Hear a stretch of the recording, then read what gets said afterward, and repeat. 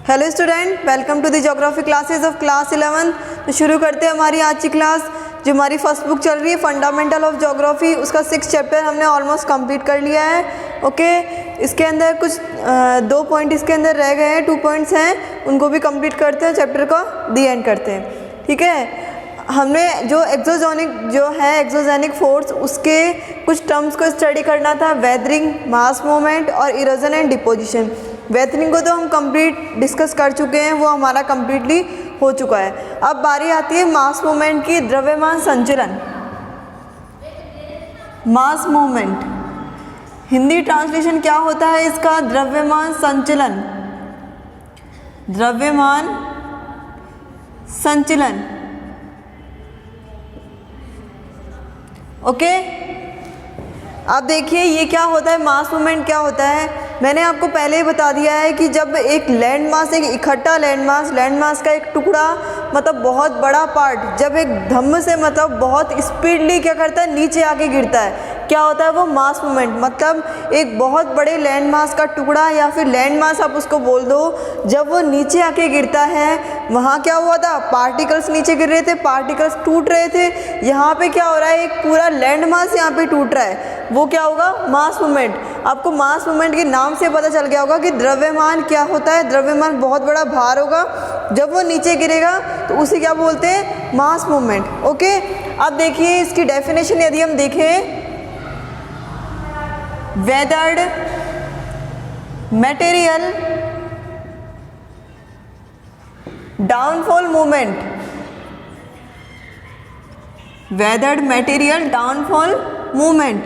वैसे तो ये वेदर्ड मटेरियल नहीं है, आपको पता है, लेकिन हम कह सकते हैं क्योंकि वहाँ पर भी पार्टिकल्स नीचे आ रहे थे, तो यहाँ पर भी क्या आ रहे हैं, पार्टिकल्स नीचे आ रहे हैं। तो वो पार्टिकल चाहे एक बड़ा पार्टिकल हो चाहे वो छोटा पार्टिकल हो, लेकिन वैसे तो वेदर्ड क्या है, एक अलग फैक्टर है जिसको हम स्टडी कर चुके हैं। यहाँ पे एज ए वेदर्ड एक एग्जाम्पल के तौर पर यहाँ पे लिया हुआ है। तो वेदर्ड मटेरियल डाउनफॉल मूवमेंट मतलब क्या होता है, जो वेदर जो मटेरियल है वो क्या आता है, नीचे की तरफ क्या करता है, मूवमेंट करता है। Okay, weather material downfall movement.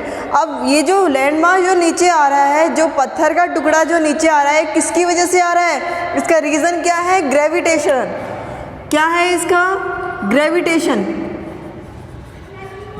Gravitation force की वजह से आ रहा है, गुरुत्वाकर्षण बल की वजह से आ रहा है ना। क्या रीज़न है इसका, जो भी लैंडमास नीचे आ रहा है, इसका रीज़न क्या है, ग्रेविटेशन। ओके, ध्यान रखना है। यहाँ पे आपके पास एक टर्म आती है रेगोलिथ।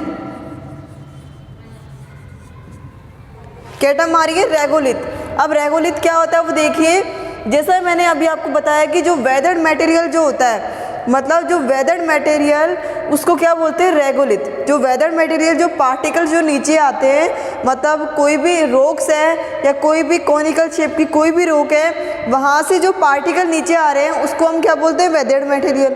क्या बोलते हैं, वेदर्ड मटेरियल। अब जो वेदर्ड मटेरियल जो क्या होते हैं,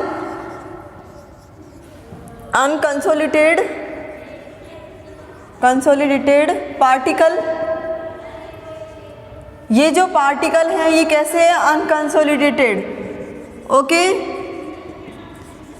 इन्हीं पार्टिकल्स को क्या बोलते हैं हम, रेगोलिथ। ये जो रेगोलिथ जो होते हैं ये क्या होते हैं, अनकंसोलिडेटेड पार्टिकल्स होते हैं। और ये कौन से पार्टिकल होते हैं, जो वेदर जो मटेरियल होता है उसी को क्या बोलते हैं हम, रेगोलिथ। ओके, यहाँ पे एक टर्म और आपको देखने को मिलेगी, मास वेटिंग, मास वेस्टिंग। अब देखिए ये जो मास वेस्टिंग क्या चीज़ है, यहाँ पे मैंने अभी आपको बताया कि यहाँ पे एक बहुत बड़ा लैंड मास, मतलब लैंड मास है, लैंड मास का टुकड़ा पार्ट जो होगा वो क्या होगा, बड़ा होगा, बिगर साइज यहाँ पे होगा। ओके, यहाँ क्या है, बिगर साइज है। लेकिन मास वेस्टिंग के अंदर क्या होगा, जो वेस्ट जो चीज़ होगी, तो जो वेस्ट चीज़ होगी उसकी साइज़ क्या होगी, स्मॉल होगी ऑब्वियसली। इन दोनों के अंदर डिफरेंस क्या है कि इसका जो पार्ट जो निकलेगा, इसके जो पार्टिकल जो आएंगे, इसका जो टुकड़ा जो होगा वो कैसा होगा, स्मॉलर, और इसका जो टुकड़ा होगा कैसा होगा, बिगर। ओके, यहाँ तक आपकी चीज़ें क्लियर हुई कि मास मूवमेंट क्या होता है। अब देखिए स्पीड के बेस पर यदि हम देखें तो स्पीड के बेस पर जो मास मूवमेंट जो है वो 3 टाइप से हो सकता है। जो स्पीड के बेस पर यदि हम देखें तो मास मूवमेंट 3 तरीके से हम देख सकते हैं। कौन कौन से तरीके से देखिए आप लोग। एक तो सोइल क्रिप, सोइल फ्लो और लैंडस्लाइड। कौन कौन से? Soil creep, soil flow and then last है आपका लैंडस्लाइड। इसका हिंदी ट्रांसलेशन तो आपको पता होगा, भूस्खलन। यदि स्पीड के बेस पर हम देखें मास मूवमेंट को, तो मास मूवमेंट किस तरीके से होता है?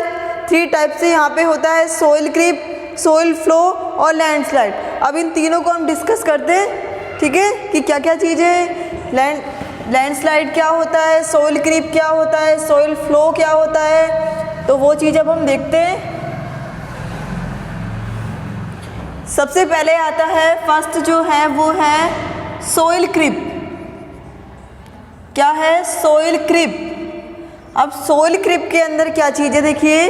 अब आपको पता है जो रोड पर आपने खंबे देखे होंगे, ठीक है, वो खंबे क्या होते हैं, कभी कभी हमको कुछ जो खंबे होते हैं वो टेढ़े मिलते हैं।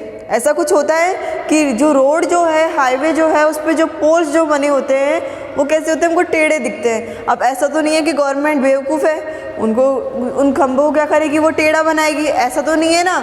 तो क्या होता है, सबसे पहले जो पॉइंट यहाँ पे आता है ग्रेजुअल लेस। यदि हम स्पीड के बेस पर देख रहे हैं ना, मास मूवमेंट को स्पीड के बेस पे देख रहे हैं, तो यहाँ पे यदि हम इसकी स्पीड देखें सोइल क्रिप के अंदर, जो सोइल क्रिप वाला जो पार्ट है यहाँ पर क्या होता है, ग्रेजुअल, मतलब धीरे धीरे यहाँ पर मूवमेंट होती है। अब देखिए आप लोग, जैसे मैंने अभी आपको बताया कि जो रोड जो बना हुआ है वहाँ पर जो पोल होंगे वो क्या होते हैं, थोड़े टेढ़े होते हैं। या फिर आप एग्जाम्पल ले लीजिए, जैसे ये रोक हमारी बनी हुई है, ठीक है। अब ये जो रोक हमारी बनी हुई है, यहाँ पर कहीं पर ये वाला जो ट्री है, ये वाला जो ट्री है ये सीधा है, लेकिन जो नेक्स्ट जो ट्री आ रहा है वो किस तरीके से है, मतलब जब वो नीचे की तरफ से मूवमेंट जब वो हो रहा है, जब जैसे वो मूवमेंट हो रहा है, जैसे लैंड मास ये टूटा, ये वाला पार्ट यदि धीरे धीरे टूट रहा है, ये वाला यदि लैंड मास ये टूट रहा है इसका, तो इसका जो मूवमेंट होगा वो धीरे धीरे होगा। सोइल क्रिप की बात कर रहे हैं हम। यदि यहाँ पे जो मिट्टी वाली जो चीज़ है ना, अरे लैंड मास जो होगा वो मिट्टी का होगा, मिट्टी, स्टोन, ये सब चीज़ें उसके अंदर ऐड होगी। तो ये वाली जो चीज़ है जब धीरे धीरे नीचे आएगी, मतलब इसकी स्पीड क्या होगी, धीरे धीरे आएगी, तो हमको क्या नहीं होगा, एहसास नहीं होगा इस चीज़ का, ठीक है। हमको ये सब चीज़ें पता नहीं चलेगी कब क्या हो गया, वो वाली चीज़ है यहाँ पे। तो यहाँ पे जो अगला जो नेक्स्ट जो ट्री है उसका मूवमेंट कुछ इस तरीके से होगा, मतलब वो रोक से कुछ इस तरीके से घूम जाएगा, क्योंकि उसका जो ढराव जो है, इसका जो शेप जो है वो ऐसी होएगी, ठीक है, ऐसा ही कुछ होता है। तो यही चीज़ होती है सोइल क्रिप। यहाँ पर जो स्पीड होती है वो क्या होती है, धीरे धीरे होती रहती है, लेकिन कंटिन्यूसली मूवमेंट होता है। ऐसा नहीं है कि थोड़ी देर के लिए हुआ फिर रुक गया, उस चीज़ से तो हमको क्या पता चल जाता है, लेकिन सोइल क्रिप का हमको पता नहीं चलता है। सोइल क्रिप में क्या होता है, कंटिन्यूसली मूवमेंट होता है, धीरे धीरे यहाँ पे मूवमेंट चलती रहती है। तो यहाँ पे क्या होगा, कंटिन्यूसली मूवमेंट। मास मूवमेंट की बात कर रहे हैं कि जो इकट्ठा लैंड मास जो गिरता है वो कैसे गिरता है सोइल क्रिप के अंदर, धीरे धीरे यहाँ पे गिरता है। तो कंटिन्यूस मूवमेंट।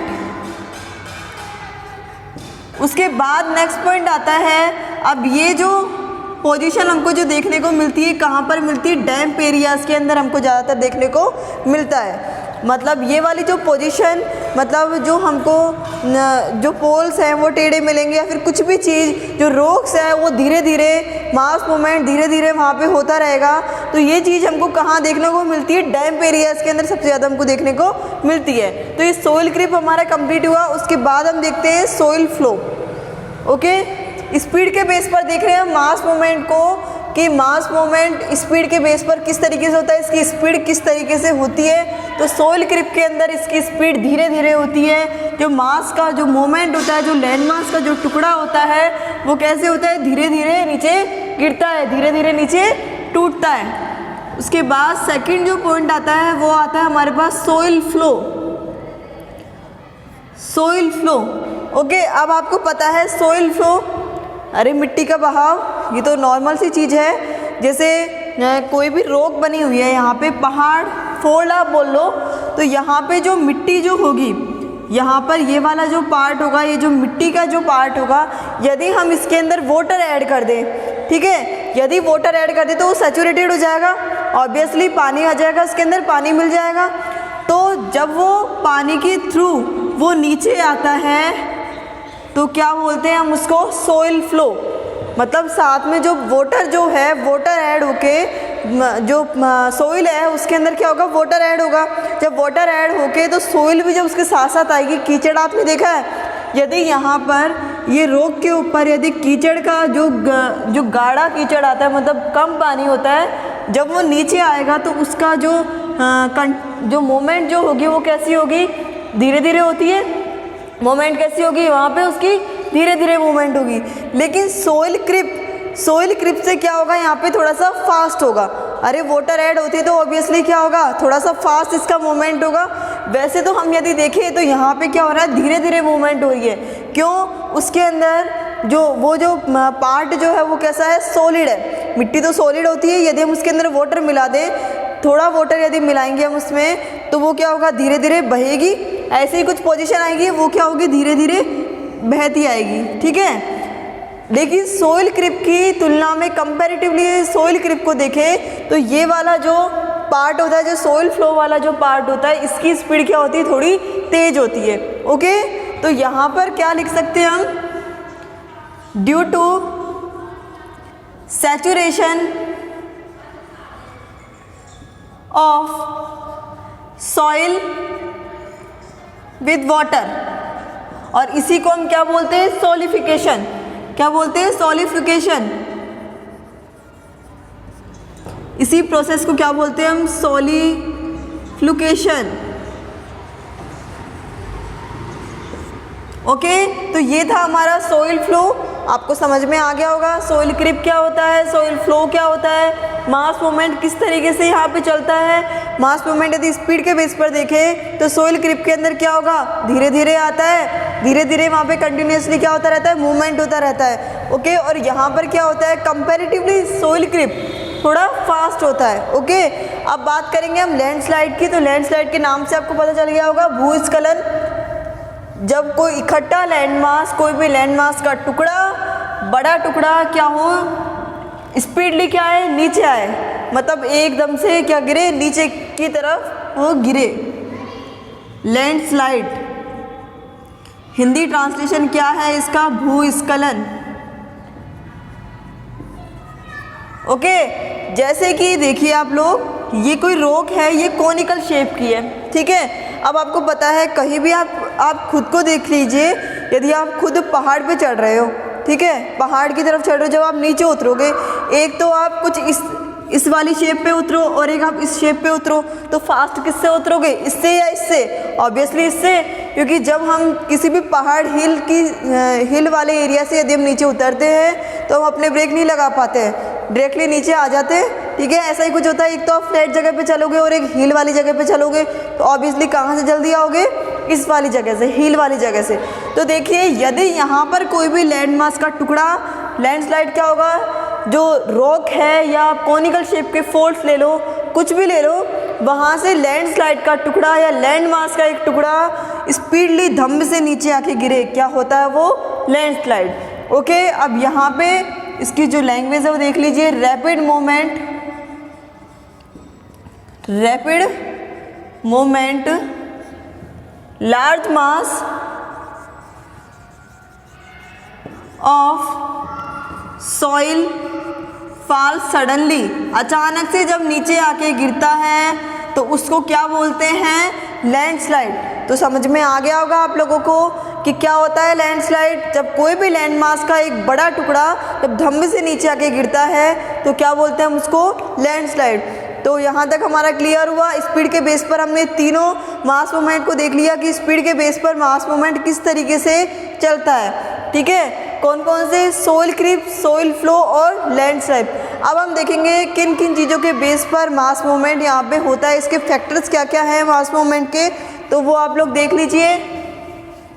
यदि फैक्टर्स की हम बात करें, फैक्टर्स की, तो जो मास मूवमेंट किन किन चीज़ों के बेस पर होता है उसकी बात करेंगे। ओके, तो सबसे पहले आप लोग देख लीजिए, जैसे अभी हमने फैक्टर्स की बात करें तो सबसे पहले इन्हीं को ले लेते। क्रिप क्या था, फ्लो और लैंडस्लाइड, यही कुछ था ना अभी, या वाटर कर लीजिए आप, लैंडस्लाइड भी बोल सकते हो। सॉरी, वाटर तो फ्लो का है। ये सब चीज़ें भी हमने स्टडी करी। तो अब हम देखते हैं कि ऐसा तो नहीं है कि कोई भी पेड़ वो अपने आप क्या हो जाए, नीचे की तरफ घूम जाए, ऐसा तो नहीं हो सकता। कोई भी इकट्ठा लैंड मास नीचे आके जो क्या हो रहा है, गिर रहा है, ऐसा तो नहीं हो सकता अपने आप भी। इसका रीज़न क्या है, इसके फैक्टर्स क्या है, वो चीज़ें आप देख लीजिए। सबसे पहले हम देखते हैं किसको, removal of upper vegetation. Upper vegetation, अब देखिए आप लोगों को पता है कि जो हमारा सबसे पहले मेन चीज़ यही है कि जो ट्रीज जो होते हैं, जैसे इस रोक पर कोई भी ट्री बना हुआ है, ठीक है। अब वो जो ट्री होगा यहाँ पर, जैसे सोइल है, ठीक है, सोइल में यदि कोई भी ट्री की जब जड़ जाती है, हम कोई भी पेड़ जब उगाते हैं तो उसकी जड़ क्या होती है, फैल जाती है। ऐसा ही कुछ होता है ना, उसकी जो जड़ होती है वो क्या होती है, फैल जाती है। तो फैल जाती, जब हम उसको उठा दें, मान लो गलती से यदि हम खींच दें उसको या उठा दें, तो क्या होगा, जो मिट्टी जो है वो क्या होगी, नरम पड़ जाएगी। आपको पता है जो रूट्स जो होगी वो उसको बिल्कुल खींच के रखेगी मिट्टी को, ऐसा ही कुछ होता है ना। लेकिन यदि हम उठा दें, मतलब यदि हम वेजिटेशन को उठा दें और डिफॉरेस्टेशन को ज़्यादा कर ले, तो क्या होगा, जो मिट्टी जो है, जो सोइल है, वो क्या होगी, कमज़ोर पड़ जाएगी। तो यही सबसे बड़ा हमारे पास फैक्टर है। उसके बाद सेकंड फैक्टर की यदि हम बात करें तो सेकंड फैक्टर है ओवर ग्रेजिंग। ओवर ग्रेजिंग मतलब अति पशुचारण। जो गाय भैंस वगैरह ये लोग क्या करते हैं, जो कोई भी जानवर को देख लीजिए आप, वो क्या करेगा, ट्री को एक साथ खाता है। ऐसा थोड़ी है कि वो धीरे धीरे खाएगा, वो क्या करेगा, उसकी जड़ सहित उसको खाएगा। मतलब एक साथ जब उसको तोड़ेगा तो उसमें जोर लगेगा, ऑब्वियसली फोर्स लगेगा। ओके, और ये फोर्स कौन सा लग रहा है, सब कुछ क्या हो रहा है, ग्रेविटेशन। क्या लग रहा है, सब कुछ ये ग्रेविटेशन। जब वो उसको तोड़ रहा है तो ऑब्वियसली क्या हो रहा है, जो सोइल जो है वो क्या हो रही है, वीक होती जा रही है, मतलब वो कमज़ोर पड़ती जा रही है। तो एक रीज़न, एक फैक्टर हम ये भी बोल सकते हैं, ओवर ग्रेजिंग, अति पशुचारण, अति पशुचारण। ओके, अब नेक्स्ट क्या आता है, over stripping. Over stripping of rock. अब देखिए एक रीज़न ये भी हो सकता है, या तो कोई भी, जैसे देखो कोनिकल शेप की, बहुत ज़्यादा कोनिकल शेप की यदि है, जैसे ये वाला, इस तरीके की कोई भी जो रॉक है जो इस तरीके की बनी हुई है, वो भी एक हम इसका रीज़न बता सकते हैं। ओवर स्ट्रिपिंग मतलब रॉक का, चट्टानों का स्टीप होना, तीखा होना, ये भी हम इसका फैक्टर बता सकते हैं। ओके, मास मूवमेंट का इनकी वजह से भी होता है ये। ओके, उसके बाद देखिए अब आप लोग ग्रेविटी एंड वाटर। अब ये चीज़ तो हम अभी स्टडी किया है अभी हमने कि सॉइल, जब सॉइल के अंदर वाटर जब मिल जाता है तो क्या होता है, वो धीरे धीरे क्या चलती है, बहती जाती है। तो यही एक मास मूवमेंट हम इसको बोल सकते हैं, वो भी एक मास मूवमेंट की तरह ही तो आ रहा है ना। तो यहाँ पर किसके अंदर स्टडी किया था हमने, फ्लो के अंदर। ओके, यही किसके अंदर किया था, फ्लो के अंदर। और ये वाला जो पार्ट था ओवर स्ट्रिपिंग, लैंडस्लाइड को हम बोल सकते हैं, ठीक है। इसी की वजह से क्या होगा, मास मूवमेंट नीचे गिरेगा। तो ये हमारे सारे फैक्टर्स थे, कौन कौन से, removal of upper vegetation, over grazing, over stripping of rock, gravity and water. Okay, अब बात करते हैं हम, जो मास मूवमेंट होता है वो कितने तरह से हो सकता है। ओके, ये तो हमने फैक्टर्स देखे थे। अब बात करेंगे कि जो मास मूवमेंट जो है वो कितने तरीके से हो सकता है, इसके टाइप्स क्या क्या हो सकते हैं, वो चीज़ हम स्टडी करते हैं और मास मूवमेंट को कंप्लीट करते हैं। ओके, सबसे पहले यदि हम वाटर के बेस पर देखें, वाटर कंटेंट के बेस पर देखें, तो उसकी बात करते हैं। जो मास मूवमेंट जो है on the basis of water content, on the basis of water content. अब वाटर कंटेंट के बेस पर भी हम दो तरीके से देख सकते हैं, एक तो फ्लोवेज और एक देख सकते हैं हम स्लाइड्स। कौन कौन से, एक तो हम देख सकते हैं फ्लोवेज,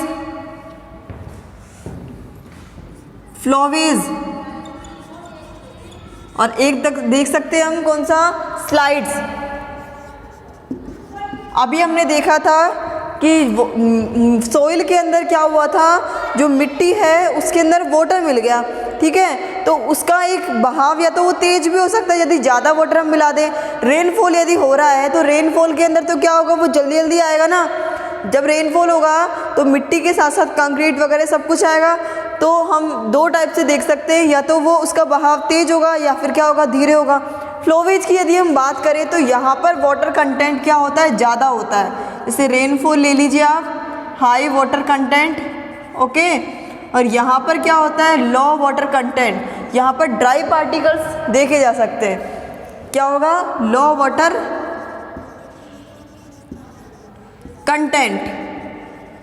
यहाँ पर हम ड्राई पार्टिकल्स देख सकते हैं, ड्राई पार्टिकल्स भी देखे जा सकते हैं यहाँ पे, ओके। तो सबसे पहले हम बात करते हैं फ्लोवेज की। अभी जो फ्लोवेज जो है, फ्लोवेज के भी 2 पार्ट्स हैं, कौन कौन से, स्लो और रैपिड। अब देखिए कोई भी पानी है, पानी का बहाव या तो तेज आएगा या फिर धीरे आएगा, ठीक है, वाटर कंटेंट या तो ज़्यादा होगा या फिर कम होगा। तो फ्लोवेज के अंदर भी हम देख सकते हैं, देखिए कौन सा, एक तो स्लो, और स्लो के अंदर क्या होगा, वाटर कंटेंट कम होगा, ठीक है, और रैपिड के अंदर वाटर कंटेंट ज़्यादा होगा। अब देखिए इसके अंदर हम सोइल क्रिप को ऐड करेंगे। सोइल क्रिप आप लोगों को पता है, ठीक है, और तालस क्रिप को मैं इसके अंदर ऐड करेंगे। अब क्या होता है तालस क्रिप, देखिए आप लोग, आपके घर के पास यदि कोई भी जैसे प्लॉट वगैरह बन रहा है, कोई भी घर यदि बन रहा है, तो वहाँ पर मिट्टी, एक कंक्रीट मतलब बजरी का क्या होता है, एक ढेर कुछ इस तरीके से बना होता है, कुछ इस तरीके से ढेर बना होता है, ठीक है। यदि बचपन में खेलते हैं बच्चे होते हैं, वो क्या होते हैं, उसके ऊपर वो चढ़ जाते हैं। जब वो चढ़ते हैं तो इसके ऊपर जंप मारते हैं, ठीक है। तो जब वो जंप मारते हैं तो ये वाला जो पार्ट जो है, ये क्या होता है, कुछ यहाँ पर जम जाता है, उसको क्या बोलते हैं, तालस क्रिप, ठीक है, क्या बोलते हैं उसको, तालस क्रिप। उसके बाद देखिए रॉक क्रिप, मतलब रॉक्स का भी क्या, इस तरीके से जमना, ठीक है, रॉक्स का भी क्या होना, रॉक की जो शेप है, रॉक की जो स्ट्रिप है वो टूटना, उस चीज़ को क्या बोलेंगे हम, रॉक क्रिप। उसके बाद सॉलिडिफिकेशन, सॉलिडिफिकेशन तो आप लोगों ने देख लिया है, ओके। अब यदि हम रैपिड की बात करें तो रैपिड के अंदर क्या होगा, अर्थ फ्लो, मतलब बहुत ज़्यादा पानी, यहाँ पर जो वाटर कंटेंट होगा वो बहुत ज़्यादा होगा, वाटर का फ्लो बहुत ज़्यादा होगा, ठीक है। यदि कोई भी रॉक है उस पर सिर्फ रेनफॉल हो रही है, तो रेनफॉल की वजह से क्या होगा, बहुत तेज़ी से क्या होगा, सोइल ऐड होके वाटर बहुत ज़्यादा फ्लो होगा। और क्या होगा, मड फ्लो, कीचड़ जो होता है बहुत तेज़ी से यहाँ पे बहाव होगा। Debris, okay. और यहाँ पे क्या होगा, एवलांच। अब एवलांच क्या होता है वो देख लिए, देखिए आप लोग, एवलांच तो वैसे हम लोग पहले स्टडी कर चुके हैं। जो ग्लेशियर्स जो होते हैं वो अपनी जगह से क्या हो जाते हैं, अट जाते हैं। मतलब ग्लेशियर्स, जैसे यहाँ पे हम लैंडमास की बात कर रहे थे, जो लैंडमास जो है उसका टुकड़ा हट जाता है, लैंडमास हट जाता है, तो यहाँ पर एवलांच में भी क्या होता है, वाटर फ्लो। पता है ग्लेशिएशन तो हमको ऑब्वियसली पता है क्या होता है, हिमानीकरण। मतलब यहाँ पे क्या होगा, एवलांच के अंदर जो ग्लेशिएशन जो है वो अपनी जगह छोड़ देते हैं, वहाँ से सेपरेट हो जाते हैं, ठीक है। तो ये चीज़ थी हमारी फ्लोएज, यहाँ पर वाटर कंटेंट बहुत ज़्यादा था। लेकिन यदि हम इसकी बात करें स्लाइड्स की, तो यहाँ पर वाटर कंटेंट बहुत ही क्या है, कम है। हम इसको क्या बोल सकते हैं, ड्राइड पार्टिकल भी हम इसको बोल सकते हैं। तो सबसे पहले आप लोग देख लीजिए, इसके अंदर आता है स्लम्प्स, स्लम्प, ठीक है। एक जैसे कि आप देख लीजिए यहाँ पे रॉक है, रॉक का एक टुकड़ा, मतलब यहाँ पर कोई भी पत्थर है, एक मोटा पत्थर जिसे हम बोले, एक मोटा स्टोन, बहुत बड़ा स्टोन का टुकड़ा जब नीचे आके गिरता है उसको क्या बोलते हैं हम, स्लम्प, ठीक है। उसके बाद हम देख सकते हैं इसी के अंदर डेब्रिस स्लाइड, रॉक स्लाइड, ठीक है, स्लाइड के ही हैं डेब्रिस स्लाइड। जब डेब्रिस की स्लाइड, पूरी स्लाइड जब नीचे आके गिरती है तो उसको हम क्या बोलते हैं, debris slide, rock slide. Rock की जब स्लाइड गिरेगी, मतलब रॉक की एक पूरी स्लाइड जब गिर रही है तो उसको हम क्या बोलेंगे, रॉक स्लाइड। और जब डेब्रिस की जब स्लाइड गिर रही है तो उसको हम क्या बोलते हैं, डेब्रिस स्लाइड। डेब्रिस फॉल, ठीक है, मतलब छोटा छोटा एक थोड़ा छोटा पार्ट होना, मतलब वेदरिंग वाला पार्ट, उस तरीके से हम इसको बोल सकते हैं। डेब्रिस फॉल भी इसके अंदर हम ऐड कर लेंगे इसमें, और रॉक फॉल। ये सब चीज़ें आपको ध्यान में रखनी है। क्या है ये है mass movement on the basis of water content. मतलब मास मूवमेंट कितने तरीके का हो सकता है, दो तरीके का हो सकता है, फ्लोवेज एंड स्लाइड। अब जो फ्लोवेज जो है इसके अंदर वाटर कंटेंट ज़्यादा होता है, उसके अंदर कम होता है, मतलब ड्राई पार्टिकल होते हैं। तो ये कुछ इसके टर्म्स थे और ये इसकी कुछ टर्म्स थी। ओके, तो यहाँ पे हमारा मास मूवमेंट कंप्लीट होता है। नेक्स्ट वीडियो के अंदर इरोजन एंड डिपोजिशन देखेंगे और चैप्टर को हम कंप्लीट करेंगे। ओके, तो आज का वीडियो यहीं एंड होता है। Thank you so much.